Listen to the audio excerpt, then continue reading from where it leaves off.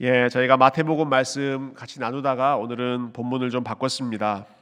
저희가 오늘 2부 예배 또 3부 예배 때는 제가 참 좋아하는 우리 김용훈 목사님 저희가 설교자로 초청해서 또 함께 말씀을 듣게 되어서 우리 산상수훈 설교는 우리 온 교회가 같이 나누고 싶기 때문에 오늘은 창세기 말씀 잠깐 나누고 그리고 다음 주에 다시 마태복음 7장으로 돌아가려고 합니다.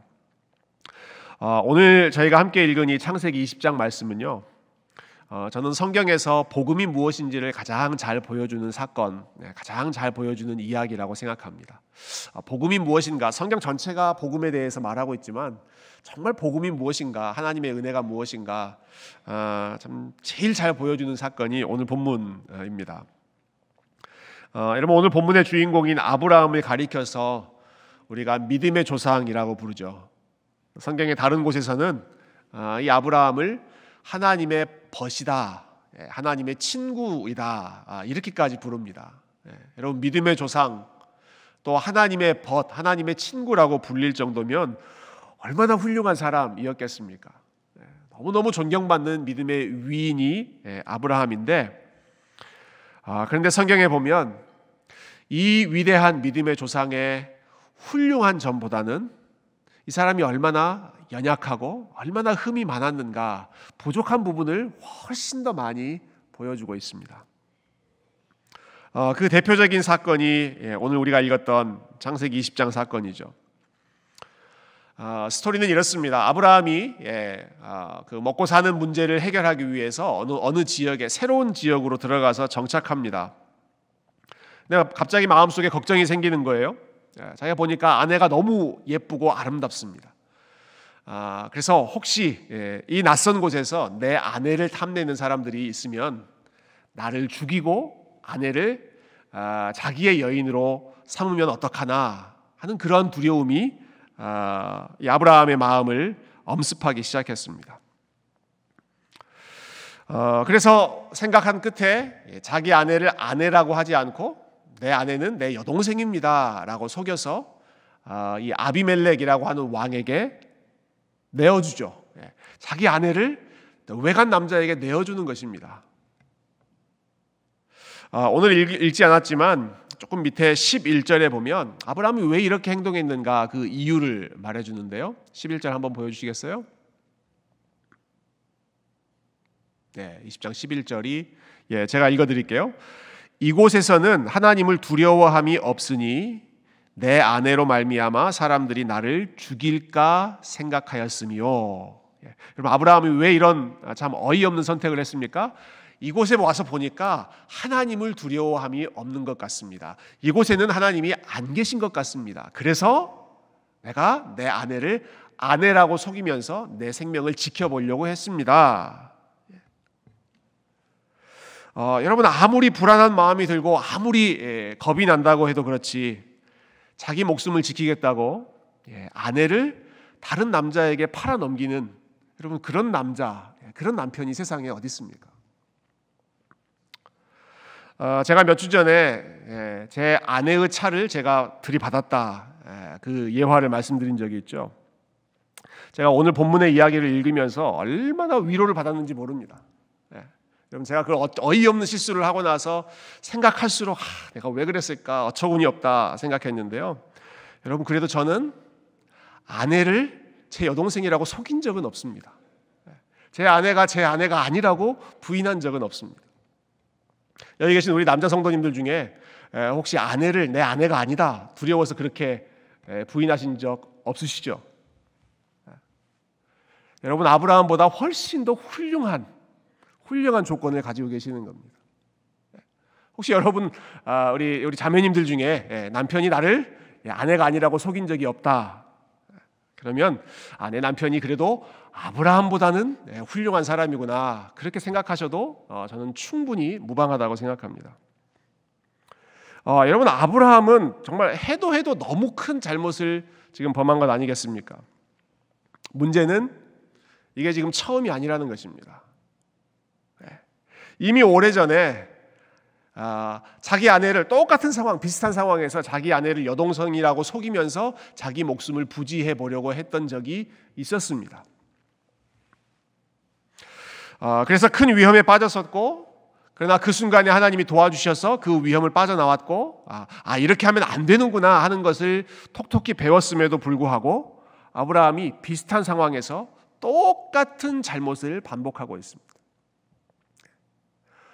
한 번 참 실수했다고 하면 한 번은 실수로 우리가 넘어갈 수 있겠지만, 이렇게 두 번이나 똑같은 잘못을 반복한다는 것은 실수로 봐주기가 어려운 일이죠. 여러분, 무엇보다 큰 문제는 이것입니다. 지금 아브라함이 하고 있는 이러한 행동은 하나님의 약속을 저버리는, 하나님의 약속을 깨트리는 그러한 위험천만한 행동이었다라는 것입니다. 여러분, 하나님께서 여러 차례 아브라함에게 내가 너에게 아들을 주겠다 말씀하셨죠. 그리고 그 아들은 너와 내 아내인 사라 사이에서 약속의 아들을 주겠다 말씀하셨습니다. 그런데 아브라함이 자기 아내를 다른 남편에게, 다른 남자에게 이렇게 내어준다는 것은 무엇입니까? 부부로서의 그러한 책임, 또 우리 사이에서 하나님께서 아들을 주시겠다라고 했던 그 약속을 생각하지 않는 것이고, 하나님의 계획을 위험에 빠뜨리는 일이죠. 이것은 단순히 윤리적인 잘못이 아니라, 여러분, 두 사람 사이에서 약속의 아들을 주시겠다는 그 하나님의 계획을 무시하고 그 계획을 좌절시킬 뻔했던 아주 큰 불신의 행동이었다라고 하는 것입니다. 여러분, 믿음의 조상이라고 하는 아브라함이 이런 사람이었습니다. 하나님의 벗이라고 일컬음 받았던 아브라함이 한결같은 믿음, 한 길만 우직하게 걸어가는 그러한 충성스러운 모습을 보였던 사람이 아니라, 이렇게 어이없는 실수를 두 번이나, 그것도 하나님이 주신 약속을 헌신짝처럼 내팽개쳐 버리는 이러한 일들을 하면서 살아갔던 사람이, 이리저리 비틀거리며 살아갔던 사람이 성경의 믿음의 조상이라고 불리는 이 아브라함의 인생이었다라는 것입니다. 여러분, 아브라함이 이렇게 자기의 안전만 생각하고 이곳에는 하나님이 안 계시는구나 라고 생각했을 바로 그 순간에도, 그러나 놀랍게도 우리 하나님은 거기에 함께 계셨습니다. 아브라함이 여기는 하나님 안 계신다라고 생각했던 바로 그곳에, 그런데 하나님은 함께 계십니다. 그리고 아브라함의 말만 믿고 그 아내인 줄 모르고 자기 여인으로 삼으려고 사라를 데려갔던 이 아비멜렉 왕에게 꿈으로 찾아오십니다. 꿈에 나타나셔서 너 그 여인을 건드리지 말아라. 그 여인은 남편이 있는 여인이다. 절대로 그 여인을 건드리지 말고 그 남편에게 돌려보내라. 이렇게 지시하셨죠. 그러니까 이 상황을 한번 정리해 보면, 여러분, 아브라함은 하나님이 이곳에 계시지 않는다라고 생각했습니다. 그런데 하나님은 그곳에 계셨습니다. 아브라함은 하나님을 잊어버리고 있었습니다. 그런데 하나님은 아브라함을 잊어버리지 않고 계셨습니다. 아브라함에게 주신 약속을 하나님이 계속해서 기억하고 계셨습니다. 아브라함은 자신의 짧은 생각으로 하나님이 주신 약속을 위험천만에 빠뜨렸지만, 그러나 아브라함을 향한 우리 하나님의 계획은 이 아브라함의 실수와 연약함에도 불구하고 흔들림 없이 하나님께서 그 계획을, 그 약속을 계속해서 이루어 가시는 그러한 사건이 오늘 우리가 함께 보았던 이야기의 내용입니다. 여러분, 오늘 본문에서 이 아브라함이 했던 일들은 하나같이 다 잘못된 일들이었습니다. 자, 하나님의 지시도 없는데 약속의 땅을 떠나서 이리저리 그 생존을 위해서 떠돌아다녔던 그 일도 옳지 않은 일이었고, 우리가 이미 살펴봤지만 자기 아내를 여동생이라고 속이면서 자기의 생명을 지키려고 했던 이 일은 누가 보더라도 하나님의 뜻과 부합되는 일이 아니었죠. 그러나 참 놀라운 사실은 이것입니다. 이미 말씀드렸지만 여러분, 설령 우리가 아브라함처럼 잘못된 판단을 내리고 잘못된 선택을 하고 하나님이 기뻐하시는 그 뜻이 아닌 다른 길로 잘못된 길을 들어갔을 때조차도 우리 하나님께서 그렇게 꼬여버린, 아주 메스업 돼버리는 그러한 상황 가운데 찾아오셔서 하나님의 길로 다시 되돌려 주시고 하나님의 뜻을 온전히 이루어 가신다라고 하는 사실입니다. 우리가 다 망가뜨려버린, 완전히 뒤죽박죽 다 엉켜버린 그러한 상황 속에 하나님이 찾아오셔서 하나하나 실타래를 풀어주시죠. 저희 교회에서 이번에 여름에 그 북클럽에서 읽고 있는 책이 하나님의 뜻이라는 책을 같이 읽고 있습니다. 이 책에 보면 우리가 하나님의 뜻에 대해서 잘 오해하는 그러한 모습들을 몇 가지 지적하는데요. 그 중에 하나가 하나님의 뜻이 마치 한 가지로 고정되어 있는 것처럼 생각한다라는 것입니다. 하나님의 뜻을 딱 한 가지로 고정되어 있어서 나를 향한 하나님의 뜻은 이것인데 내가 그 하나님의 뜻을 알지 못하고 잘못된 선택을 해서 다른 길로 가버리면 나를 향한 하나님의 뜻은 좌절돼 버리는구나. 이것은 물거품이 되어버리는구나. 이런 식으로 생각한다는 것이죠. 몇 년 전에 전 세계적으로 참 인기를 끌었던 그 오징어 게임이라고 하는 드라마가 있지 않습니까? 오징어 게임을 보면 여러 가지 게임을 합니다. 여러 가지 테스트를 하는데 마지막 부분에 이런 테스트가 나와요. 징검다리 건너기 하는 테스트가 나옵니다. 양쪽에 절벽이 있습니다. 그리고 그 절벽 사이를 유리로 된 다리를 이어 놓았습니다. 그 위를 걸어가는 겁니다. 참가자들이 한 명씩 다 걸어가는데, 근데 그 유리로 된 그 다리가 두 개의 선택을 매번 하도록 만들어 놓습니다. 눈에 보이지 않는 똑같은 상태의 유리인데 한쪽은 강한 유리, 그래서 거기에 올라가면 떨어지지 않고 살아남습니다. 근데 그 바로 옆에는 아주 얇은 유리로 되어 있어서 거기는 발을 내딛는 순간 천길 아래 낭떠러지로 떨어집니다. 그 두 개의 선택을 계속 하는 겁니다.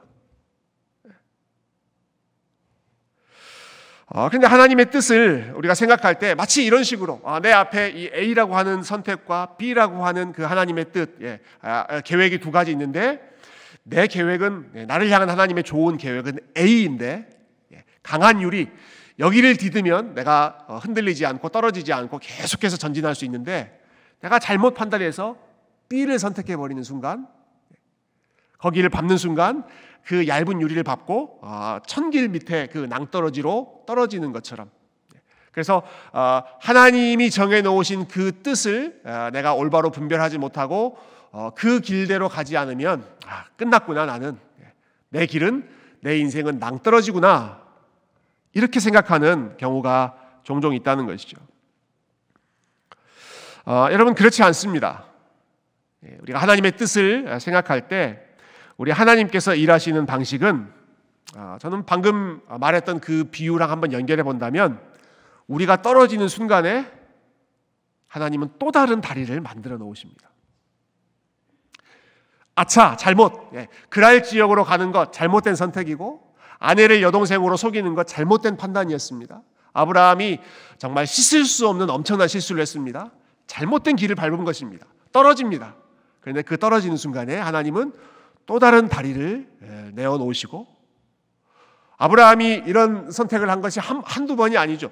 여러 차례 잘못된 선택을 할 때가 부지기수였지만 그때마다 하나님이 또 길을 만들어주시고 또 다리를 준비해 주시고, 그래서 결국은 그 하나님이 준비해 놓으신 그 다리, 그 계획을 통해서 도달해야 할 그 목적지까지 안전하게 도달하게 인도해 주는 것이 우리의 삶 가운데 역사하시는 하나님의 방법, 하나님의 뜻인 줄로 믿습니다. 그래서 우리가 때로는 잘못된 선택을 하고 때로는 참 돌이킬 수 없는 그러한 잘못을 한다고 하더라도 그때마다 새로운 다리를 만들어주시고 새로운 길을 열어주시는 하나님이 계시기 때문에 낙심하지 않고 다시 주님과 함께 동행할 수 있는 것이죠. 여러분, 이것이 우리를 향한 하나님의 뜻이고, 이것이 우리를 향한 하나님의 은혜이고, 그리고 이것이 우리를 향한 기쁜 소식, 하나님이 우리에게 주시는 최고의 복음인 줄로 믿습니다. 여러분, 한 걸음 더 나아가서 우리 하나님께서는 이렇게 아브라함의 위태로운 삶, 참 잘못된 선택으로 망가져버리는 그러한 삶 가운데 함께해 주실 뿐만 아니라 여러분, 이 상황 속에서 아브라함을 오히려 기도하는 사람으로 빚어가십니다. 이 상황 속에서 아브라함을 기도의 사람으로 훈련시켜 가십니다. 우리 7절 말씀 한번 보실까요? 7절. 자, 7절 한번 같이 읽어보십시다. 시작.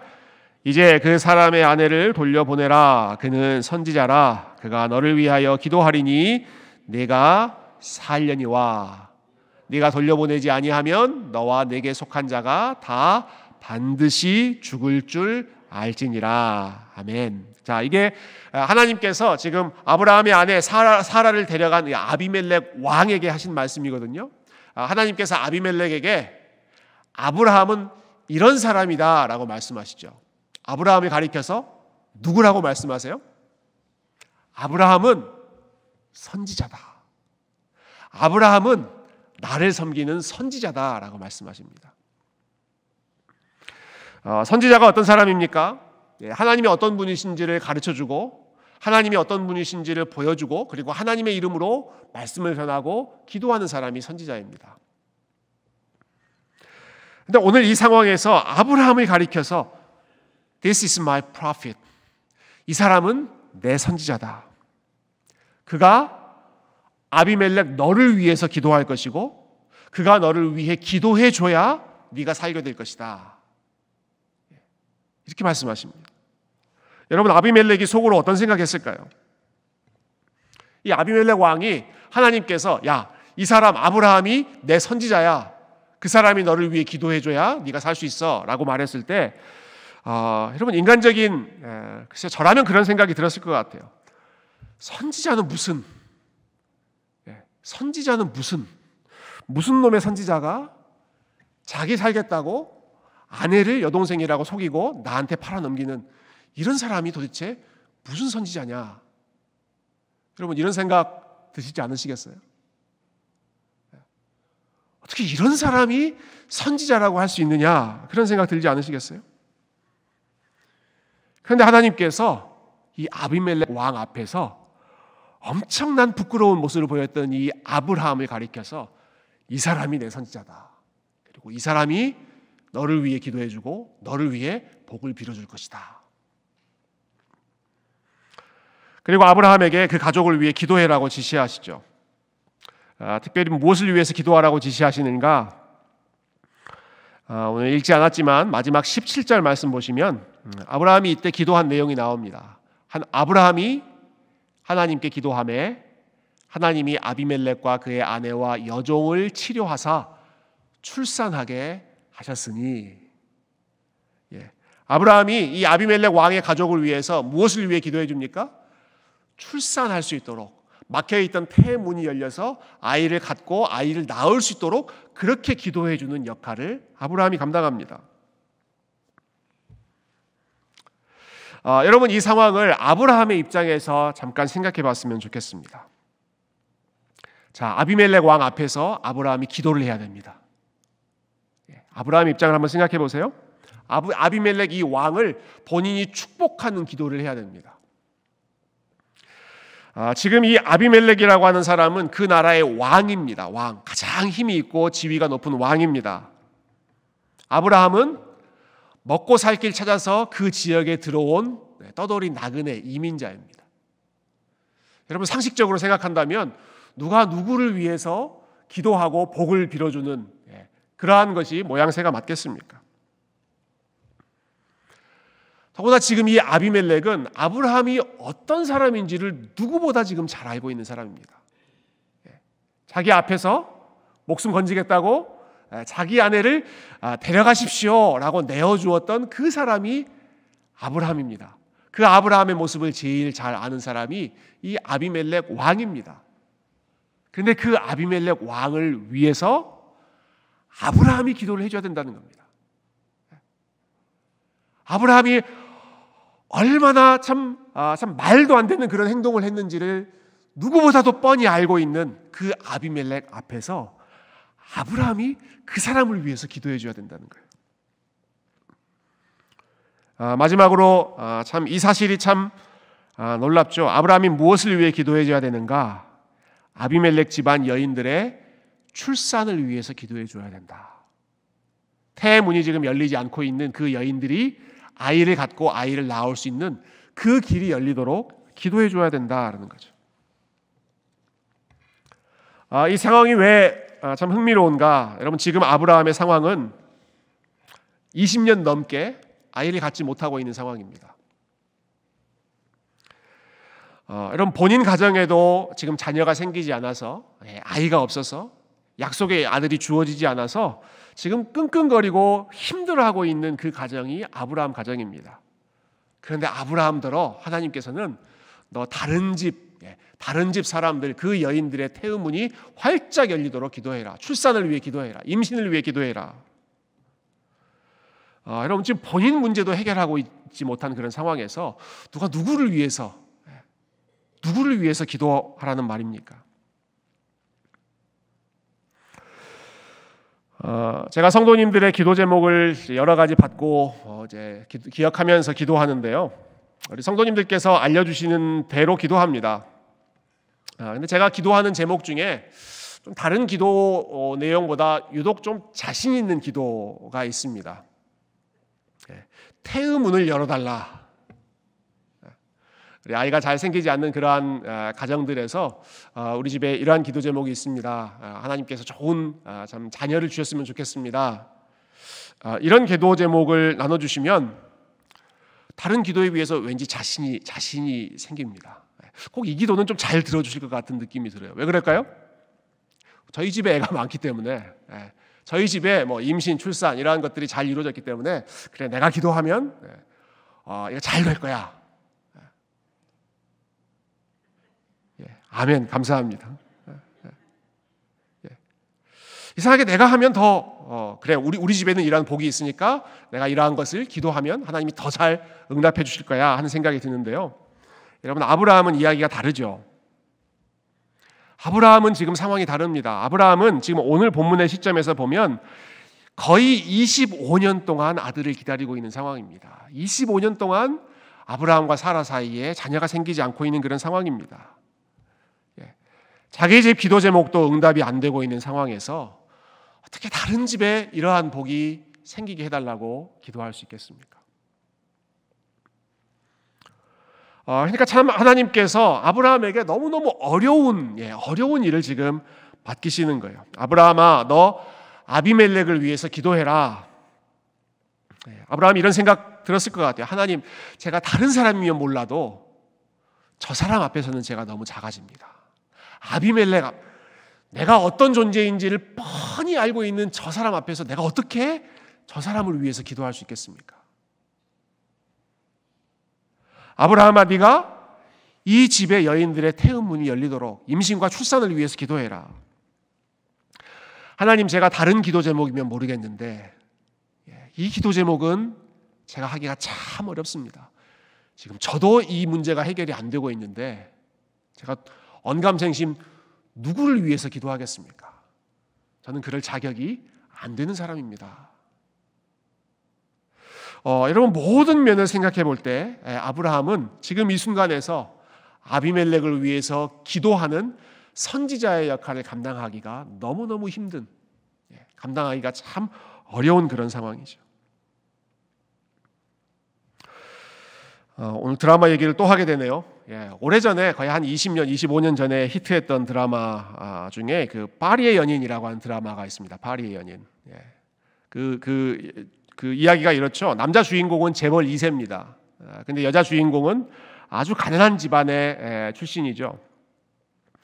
한 번은 이 재벌 2세들끼리 모이는 그 파티, 그 모임이 있는데 그런 모임인 줄 모르고 이 여자 주인공이 참석을 하게 됩니다. 다른 사람들은 다 멋있는 드레스에 아주 화려한 명품을 입고 있는데 이 여인은 그냥 평소에 입던 허름한 그 캐주얼한 옷을 입고 그 파티장에 들어간 겁니다. 보는 사람들마다 이 여자 주인공을 보면서 비웃습니다. 조롱합니다. 그런데도 이 여인은 한마디도 못하고 한마디도 대꾸하지 못하고 그냥 주눅 들어서 그 시간에서 어쩔 줄 몰라 하고 있습니다. 보다 못한 남자 주인공이 화가 잔뜩 나죠. 그래서 이 여자 주인공 손목을 잡고 밖으로 데리고 가가지고 좀 화가 잔뜩 나서 한마디 합니다. 당신 입 없어? 당신 말 못해? 그러고 나서 그 명대사 나오잖아요. 저 남자가 내 남자다. 저 남자가 내 애인이다. 왜 말을 못하냐고. 여러분, 그때 여자 주인공이 이렇게 대답합니다. 내가 이 꼴을 하고 어떻게 해요? 내가 이 꼴을 하고 어떻게 그런 말을 해요? 저 사람들 앞에서 내가 이 모습을 하고 어떻게 그런 말을 할 수 있겠어요? 여러분, 저는 아브라함의 심정이 꼭 이와 같았을 것 같아요. 하나님, 제가 지금 이 모양 이 꼴인데 제가 어떻게 아비멜렉을 위해서 기도합니까? 아비멜렉, 왕인 사람, 그리고 내 부끄러운 모습을 누구보다 제일 잘 알고 있는 저 사람 앞에서 내가 어떻게 저 사람을 위해서 기도해 줍니까? 하나님, 우리 집에도 이러한 문제가 지금 쌓여 있는데 우리 발등에 떨어진 불을 해결하지 못하고 있는데 어떻게 내가 저 집 여인들의 태의 문을 열어달라고 기도할 수 있겠습니까? 여러분, 그런데 그럼에도 불구하고 하나님께서 이렇게 말씀하시죠. 아니다. 아브라함, 네가 나의 선지자다. 네가 나의 선지자고 네가 기도해야 내가 들을 것이고 그리고 너의 입술을 통해서 내가 영광을 받을 것이고 너의 기도를 사용해서 내가 나의 뜻을 이룰 것이다. 여러분, 우리가 기도하며 또 하나님의 선지자로 살아가는 이유는, 그리고 우리가 그렇게 살 수 있는 근거는 절대로 우리가 잘 살고 있기 때문이 아닙니다. 우리에게 선지자로서의 자격이나 혹은 우리가 기도할 수 있는 어떠한 능력이나 자격을 갖추었기 때문에 우리가 그렇게 살 수 있는 것이 아니고, 혹은 우리가 남들보다 더 우리의 삶이 탁월하고 훌륭하기 때문에 그렇게 살 수 있는 것도 아닙니다. 비록 내 모습이 부족하고 또 우리의 모습이 세상 사람들에 비해서 내세울 것이 없는 그러한 연약한 삶을 살고 있다고 할지라도 여러분, 하나님께서 저와 여러분을 선지자로 부르셨기 때문에 너희들이 나의 선지자다. 너희들의 기도를 내가 듣겠다.